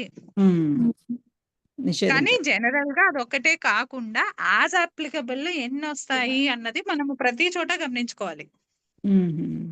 ఇప్పుడు ఇక్కడ అదొక్కటే అయి ఉంటే గనక ఇక్కడ కాశికారులు అలాగే కౌముదికారులు కూడా మళ్ళీ పాఠం చేసేవాళ్ళు కాదనుకుంటా. మోస్ట్లీ అప్పుడు కౌముదికారులు కూడా కాశికారులతో పాటే వెళ్ళేవాళ్ళు. అనహా తీసుకోండి బాబు చాలు, ఇంకా మళ్ళీ మనకేం ప్రాబ్లం లేదు అని. కానీ దానితో సరిపోవట్లేదు, వెనకాల మళ్ళీ ప్రాతిపదికాంతనం విభక్తి శుచ అనే సూత్రంతో వికల్పంగా వస్తోంది. ఇంకా అలా ఎవరు ఎలా వచ్చినా మళ్ళీ ఒక గణంలో పట్టిస్తే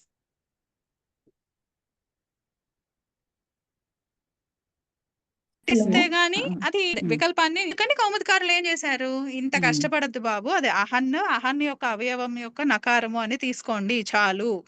ఒకవేళ ఎక్కడైనా అనిష్ట రూపాలు వస్తున్నాయి అంటే అలా వచ్చిన వాటిని క్షుబ్నాది గణం ఆకృతి గణం కాబట్టి ఆ గణంలో పఠించినట్టుగా అక్కడ నత్వ నిషేధం చేయండి. అంటే they made it very easy for us. కాకపోతే నాకు తెలిసి ఇంకా కొత్త ఎడిషన్స్ ఎవరు ఏం చెప్పట్లేదంటే ఇది ఒక్కటే ఉన్నట్టుంది ఇలా శిష్ట ప్రయోగంలో. ఎందుకంటే ఇప్పుడు ఇందాక మనం చదివిన దాంట్లో కూడా అలా ఈ గణంలో ఇది కూడా పఠించాలి సుబ్రహ్మణ్య గురువు గారు కూడా దానికి ఇక్కడ ఇవ్వలేదు. ఆయన పీడిఎఫ్ లో కూడా ఇక్కడ అంటే ఇంకో రూపాన్ని ఏం చూపించలా కదా. అంటే మోస్ట్లీ ఇది ఒక్కటే ఉన్నట్టుంది.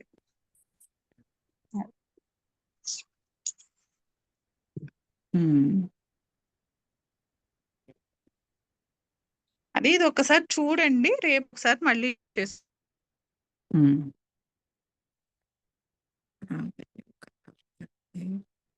లేదు, కేవలము ఈ దీర్ఘాన్హి అనే శబ్దం మాత్రమే చూసాము అంతే. దానిదే 2 వేరియేషన్స్ చూసాము. సూత్రం అయితే మనం కంప్లీట్ చేయాల స్టార్ట్ చేసాం. చెప్పండి. లక్ష్మీ శ్వేత గారు దీర్ఘాన్ని ఒక్కటేనా ఎక్సెప్షన్, ఇంకా వేరే ఏమైనా ఉన్నాయా? ఒక్కటే కనిపిస్తోందండి. నేను గురువుగారు సుబ్రహ్మణ్య గురువు గారు ఇంకేమైనా ఇచ్చారేమో అనుకున్నా, ఆయన కూడా ఇంకేం ఇవ్వలేదు. బాలమనోరంలో కూడా ఇది ఒకటే ఉంది. అంటే అహన్ కాంబినేషన్ లో ఇది ఒకటే ఉంది. చూద్దాం.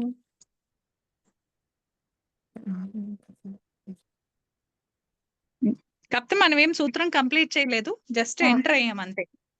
ఒక కాంట్రవర్షియల్ టాపిక్ తీసుకుని దాంతో ఎంటర్ అయ్యాము. రేపు అసలు క్షుప్నాది గణంలో అసలు ఏమేమి ఉన్నాయి, కొన్ని గణ సూత్రాలు కూడా ఉన్నాయి అక్కడ. కాకపోతే మనం రేపటి నుంచి ఏంటంటే నత్వంలో చూసినప్పుడు కేవలము జస్ట్ ఈ ఒక్క పదము దీనికి రాదు అనే కన్నా కూడా అసలు దాని ఒక ఇన్ షార్ట్ ప్రక్రియ చూసుకుని అసలు ఏ సూత్రం ద్వారా నత్వం రావచ్చు, ఇక్కడ ఎందుకు రావట్లేదు, అప్పుడు మనకు ఒక క్విక్ రీక్యాప్ లాగా కూడా అయిపోతుంది నత్వంది. లేకపోతే ఏమవుతుంది, ఈ గణంలో ఇది చెప్పారు కాబట్టి ఇక్కడ రావట్లేదు అన్నది మాత్రమే పాయింట్ ఉంటుంది మన మైండ్ లో. కానీ అట్లా నిజంగా నత్వం రావాలా, వస్తే దేంతో రావాలి అన్నది తెలిస్తే మనకి రివిజన్ అవుతుంది. అవును, నాకు కూడా చాలా డౌట్స్ ఉన్నాయి దీంట్లో. ఈ నత్వం ఎప్పుడు ఎక్కడ ఎలా వస్తుందో కూడా చాలా సార్లు నేను సంశయపడ్డాను. ఈ సూత్రంలో ఒక 3-4 నత్వ ప్రకరణం సూత్రాలు వాడాల్సి రావచ్చు మనకి. సో అవి కూడా మనం ఒకసారి చూసుకోవచ్చు. ఇక్కడ సుబ్రహ్మణ్యం గురువు గారు పీడిఎఫ్ లో పరాహ్నః ఇచ్చారు కదండి. అది కూడా ఇప్పుడు పరాలోని ఆకారమునకు పరమైన మనకి అన్హో అదంతాత్ కి కౌంటర్ ఎగ్జాంపుల్ అండి. అక్కడ అన్హో అదంతాత్ లో పూర్వపదము అదంతాత్ అన్నాం కదా.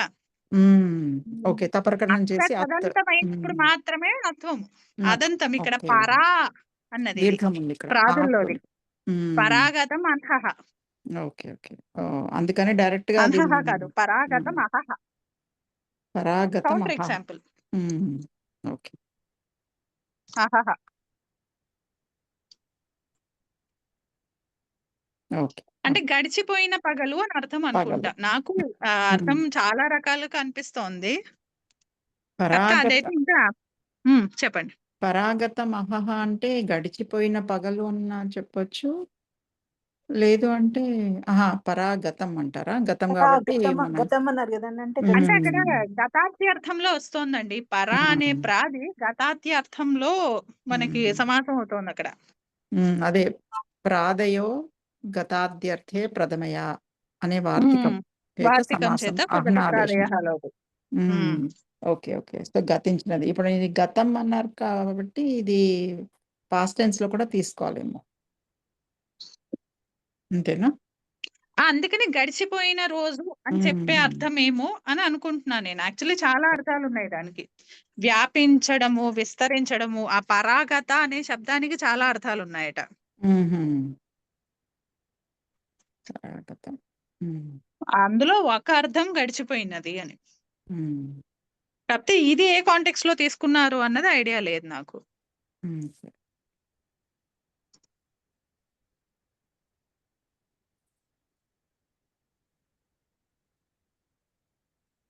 హ్మ్. గడిచిపోయిన పగలు అంటేనే యాక్చువల్లీ కొద్దిగా అర్థపరంగా బెటర్‌గా ఉంది. మిగిలిన అర్థాలతో పోలిస్తే.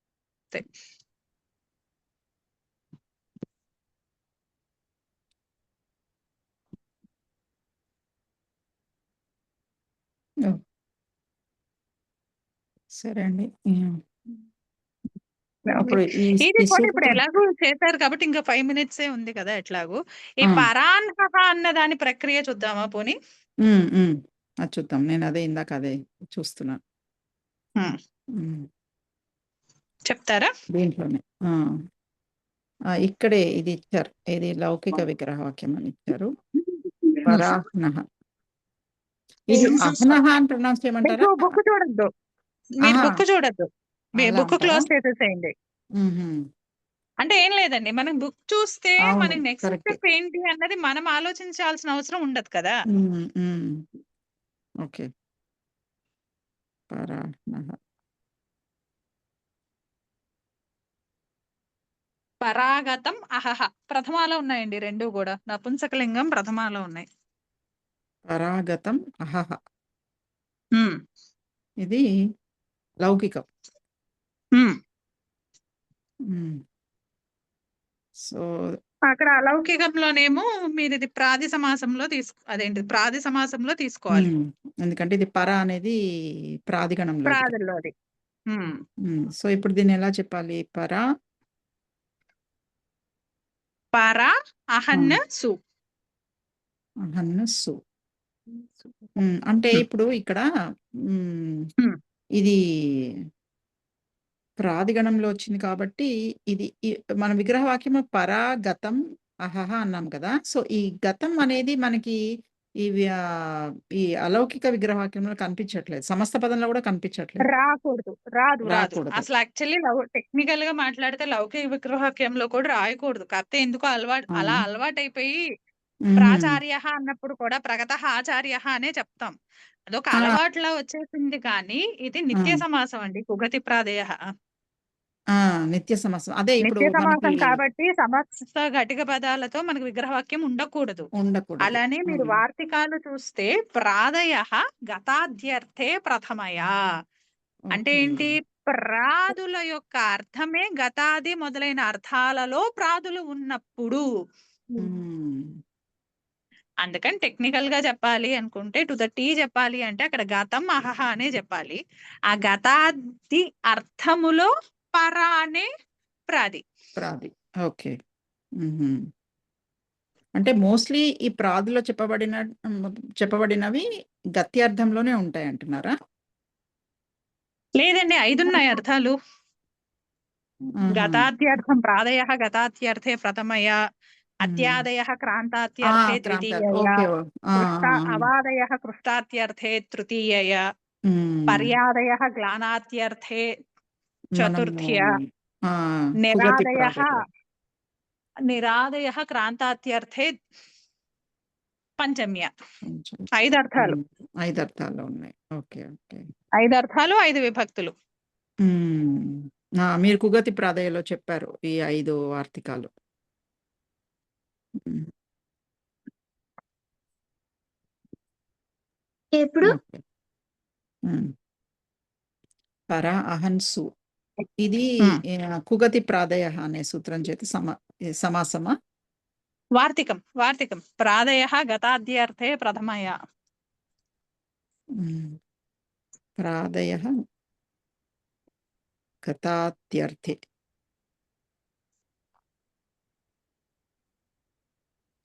ప్రథమయ అనే వార్తికం చేత దీనికి గతి సమాసం అంతేనా? ప్రాది సమాసం. పేరు ప్రాది సమాసం.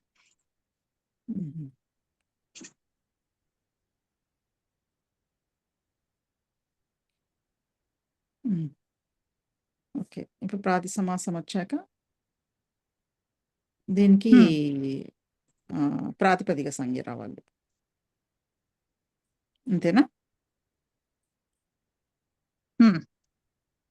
అంతే. వచ్చాక సుప్పులకు లుక్ అయిపోతుంది. అప్పుడు ఏదండి మీ వాయిస్ బ్రేక్ అయిపోయింది నాకు. అది సమాస సంజ్ఞ వచ్చింది అన్నారు కదా, ఆ, అది ఏ సూత్రం చేత వచ్చిందండి? కుగతి సారీ ఆ కుగతి ప్రాదయలోని వార్తికం అండి. Okay okay. ప్రాదయ గతాద్యర్థే ప్రథమయ. ఆ సూత్రం చేత మనకి వార్తికం చేత సమాస సంజ్ఞ వచ్చింది మొత్తానికి. పరా అంటే కొంతమంది ఏం చెప్తారంటే అలా వార్తికం చెప్పి ఆ వార్తిక సహకారం చేత లేదా సహకారం అనే సూత్రం చేత సమాసం. ఈ వార్తిక సహకారం చేత అంటే ఇప్పుడు వార్తికం ఎప్పుడు కూడా ఒక సూత్రానికి ట్యాగ్ అయి ఉంటుంది కదా. అవునవును అవును అవును అవును. కాబట్టి అంటే కుగతి ప్రాదయ అనే సూత్రంలో చెప్పబడినటువంటి ప్రాదయ గతాద్యర్థే ప్రథమయ అనే వార్తికంతో ఈ పరా అహన్నసు అనే సముదాయానికి సమాస సంజ్ఞ. సో ఇప్పుడు సమాస సంజ్ఞ వచ్చింది కాబట్టి కృత్తతిథ సమాస చేత ప్రాతిపదిక సంజ్ఞ వచ్చింది కాబట్టి సుపోధాతు ప్రాతిపదిక యోగ సూత్రం చేత సుప్కి లుక్ చెప్పేసుకుంటాం. అప్పుడు మనం పరా అహన్ అని ఉంటుంది.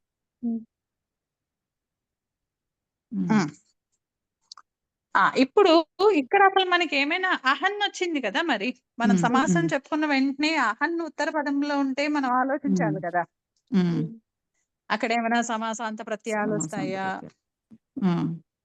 కానీ ఇది మనం దేంట్లో అంటే ఏ సమాసంలో చెప్పుకున్నాము అని చూసుకోవాలా?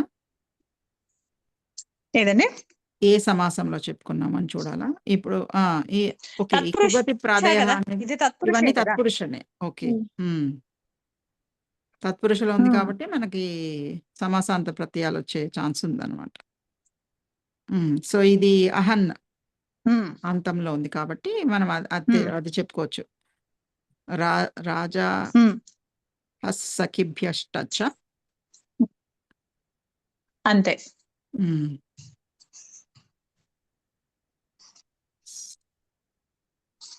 రాజాః సఖిభ్యశ్చ అనే సూత్రం చేత టచ్ సమాసాంత ప్రత్యయం. పరాహన్ టచ్ అని వస్తుంది. ఓకే, ఇప్పుడు టచ్ వచ్చింది. అలాగే ఇక్కడ ఏమైనా మనము అహన్ ఉండేటప్పుడు మనము టచ్ సమాసాంత ప్రత్యయాలు విధించిన తరువాత ఆదేశాలు ఏమైనా వచ్చే స్కోప్ ఉందా? ఆదేశం అంటే మనకి అన్హా ఆదేశం అన్హా ఆదేశం ఏమైనా వస్తుందా? ఎప్పుడు వస్తుంది అన్హా ఆదేశము అనేది? అవన్నీ ఏతేభ్యః అనే నిమిత్తాలు. అంటే అహ సర్వైక దేశ సంఖ్యాత పుణ్యాత, అలాగే పుణ్యాత కాదు పుణ్య సంఖ్య అవ్యయాలు. ఉన్నప్పుడు సంఖ్య లేదు, అవ్యయం ఇది పర అనేది. మరి ఇప్పుడు మనకి ఏమైనా ఫిట్ అవుతుందా అసలు ఆ నిమిత్తాలలో? మన పూర్వపదం ఏమిటి? పరా ఉంది. పర అన్నది ఉంది. పర ఉమ్. ప్రాదులు అంటే ఇవి ఆ, అవ్యయాల్లాగా తీసుకోవచ్చు కదా, నిపాతన అవ్యయము అన్ని సంఖ్యలు ఉంటాయి దీనికి. తీసుకొచ్చా, ప్రాదిగణంలో ఉంది కాబట్టి. ప్రాదయ సూత్రంలో చూడాలా ఒకసారి. ఇవి అవ్యయాలే కదా మరి. అదే అంటున్నాను. ప్రాదయ అనే సూత్రం ఉంది చూడండి. ఆ. ప్రాగీశ్వర నిపాతాహ అధికారంలో ప్రాదయ ఆ. అనే సూత్రం ఉంటుంది. ఉమ్. అది ఇవన్నీ ఎలాగో అవ్యయం. నిపాతులు ఉమ్. కాబట్టి స్వరాది నిపాతం అవ్యయంతో ఇవన్నీ ఉమ్. అవ్యయాలు. ఉమ్. మరి ఇప్పుడు అవ్యయము పూర్వపదములో ఉన్నప్పుడు ఉన్నప్పుడు తత్పురుషలో అహన్ సమాసాంత ఉత్తర పదం ప్రత్యయం ఉంది. సమాసాంత ప్రత్యయం విధించాము. ఉమ్.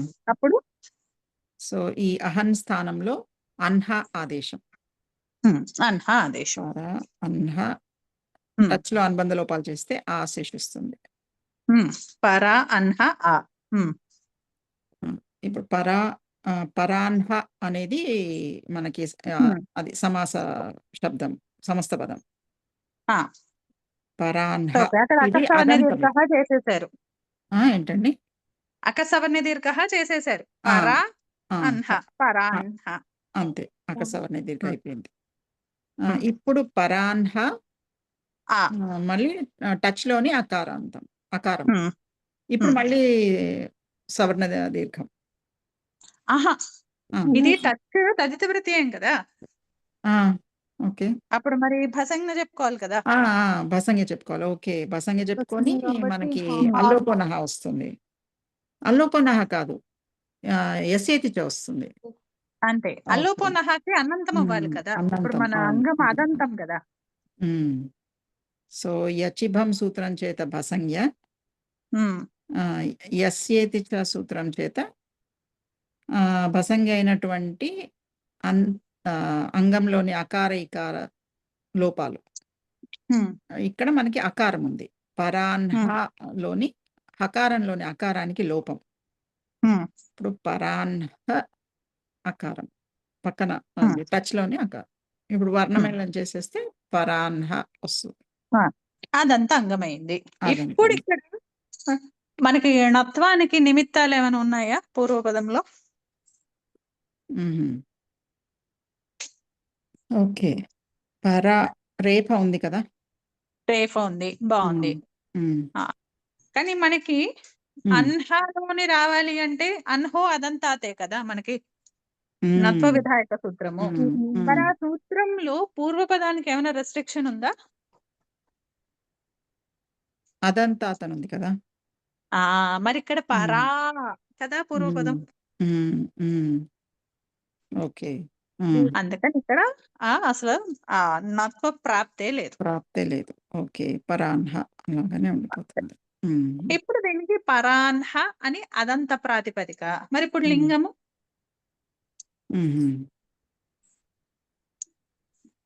పరాన్హ టచ్ కాబట్టి ఇది టిత్ అయిన ప్రత్యయం కదా.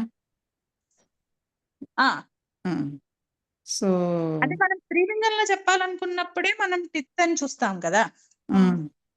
ఇది ఇప్పుడు మనం జస్ట్ ప్రాతిపదిక ఉంది, కానీ బై అంతే. డిఫాల్ట్ తత్పురుష అయితే ఏం రావాలి? సమస్త పదము పరవలింగం ద్వంద్వ తత్పురుషయో సో అక్కడ పరవలింగమైనటువంటి అహన్న యొక్క నపుంసక లింగం రావాల్సి ఉండగా దాన్ని బాధిస్తూ మరి ఇప్పుడు అహన్ ఉన్నప్పుడు మనకు చెప్పారు కదా, అహన్ అహ అన్హ.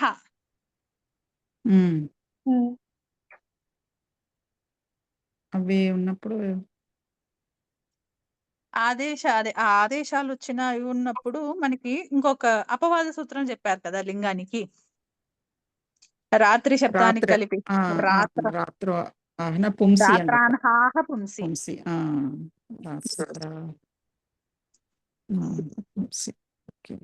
అంటే రాత్ర అనేది అంత్యంలో ఉన్న, అన్హ అనేది అంత్యంలో ఉన్న, అహ అన్నది అంత్యంలో ఉన్న సమస్త పద ప్రాతిపదిక పుంలింగంలోనే ఉంటుంది. ఇక్కడ మనకి అన్హ అన్నది అంత్యంలో ఉంది. పరవలింగాన్ని బాధిస్తూ ఈ సూత్రం వస్తుంది. అవును, దాని పరశాస్త్రంలోదే ఇది. అవునండి.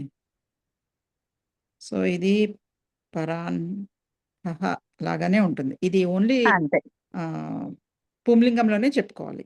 అంతే నిత్య పుంలింగం అది పరాన్హః నిత్య పుంలింగం. అంతే.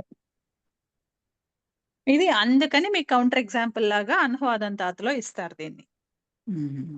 ఓకే. మనకు అది రూపం చూస్తే మనకి మ్మ్. రావాలన్నట్టు అనిపిస్తుంది కదా. అవునవును, నత్వం రావాలి అన్నట్టుగా. అదే ఇప్పుడు నేను అన్నాను కదా, రేప నిమిత్తంగా ఉంది అని. ఓకే.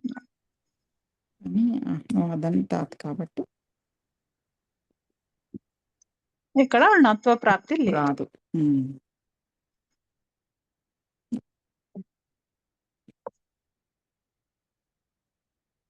ఓకే అండి. అయితే ఒకసారి ఈ దీర్ఘాన్హి అన్న శబ్దం చూడండి ఒకసారి. మనం మళ్ళీ రేపు డిస్కస్ చేసుకుందాం. అలాగే క్షుప్నాదిషు చ అనే సూత్రం కూడా కంప్లీట్ గా చూద్దాం. ఓకే. దాంట్లో గణము గణపాఠము ఇంకా ఉన్నాయి, గణ సూత్రాలు కూడా ఉన్నాయి. సో అవన్నీ రేపు చూద్దాం. మన సుబ్రహ్మణ్యం గురువు గారి PDF లో ఉన్నాయి కదా. ఉన్నాయండి. ఇందులో కాశికలో ఉంటాయి మీకు. క్షుబ్నాదిషు చ సూత్రంలో కాశికలో ఉంటాయి. ఓకే. ఓకే. ఓకే. జై శ్రీరామ జై శ్రీరామ.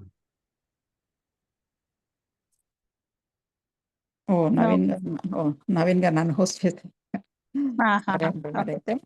సరే అండి. అయితే శ్రీరామ జై రామ జై జయ రామ. ధన్యవాదాలండి. ధన్యవాదాలు. మీరు రికార్డింగ్ ఆపాలనుకుంటా. అవునా? ఓకే. రికార్డింగ్.